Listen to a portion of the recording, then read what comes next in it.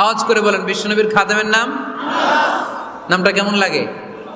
ভালো লাগে? ছেলে হইলে রাখবেন তো? রাখবেন? অনেকে আমারে জিজ্ঞেস করে যে আমার একটা ছেলের নাম বলে দেন। এই এলাকার যদি কারো সম্ভাব্য আগন্তুক 2-1 মাস পরেই ছেলে পৃথিবীতে আসবে, এর নাম রাখবেন আনাস। নাম কি রাখবেন? খাদিমু রাসূলিল্লাহ। যারে ভালোবাসে তার নাম আবার ছেলেরা হাতের মধ্যে কেটে কেটে লেখে। শরীয়তপুরে এগুলো নাই আলহামদুলিল্লাহ। হ্যাঁ, প্লাস দিয়ে লেখে, প্লাস। ধরেন আব্দুল্লাহ প্লাস শামিমা।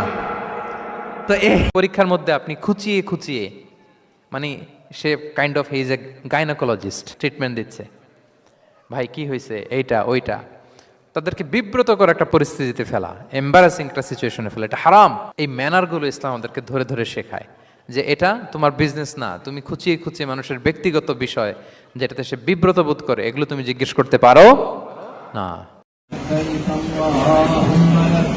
لبيك اللهم لبيك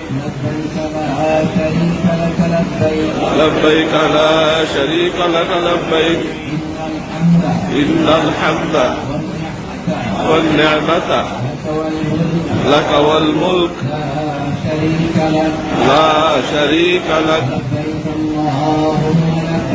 لبيك الله।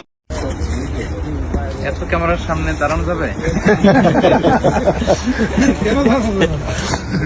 ক্যামেরা দেখতে ভয় লাগে। নারীর মন বুঝতে পারলে নেয়ামত, বুঝতে না পারলে কিয়ামত। আপনি তাকে একটা মুচকি হাসি দিয়ে দেন, সে তার কলিজা দিয়ে দেয়। কিন্তু যদি আপনি তার মনে কষ্ট দেন, সে আপনার জীবনকে জাহান্নাম বানায়া দেয়। You become a man and a Muslim and fear only God.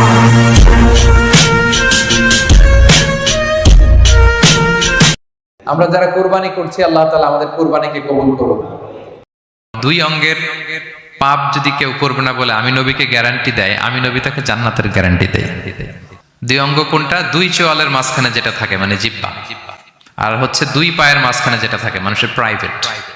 এই 2 অর্গান, এই 2 অঙ্গ দিয়ে বেশি পাপ হয় মানুষের। কত সুন্দর আমাদের ধর্ম, হাউ লাকি উই আর। আমরা কত ভাগ্যবান যে আল্লাহ তাআলা এই ধর্ম আমাদেরকে দিয়েছেন, এমন বিধান আমাদের জন্য প্রেসক্রাইব করেছেন যেগুলো মানলে আমাদের সমাজটা একটা জান্নাতের বাগান হয়ে যাবে। সবচেয়ে বুদ্ধিমান সে যে নিজের দোষ খোঁজে, নিজের সমালোচনা যে করতে পারে সেই সর্বাপেক্ষা বুদ্ধিমান।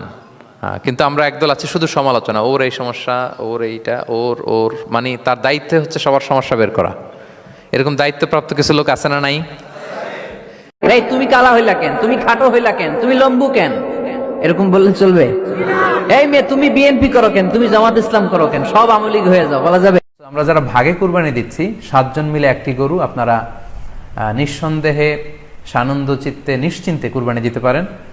সহিহ হাদিসের আলোকে এটি সাব্যস্ত, এতে কোনো সমস্যা নেই ইনশাল্লাহ। তবে ভাগে কুরবানিতে কিংবা যৌথ কুরবানিতে কয়েকটি বিষয় আমাদেরকে খেয়াল রাখতে হবে।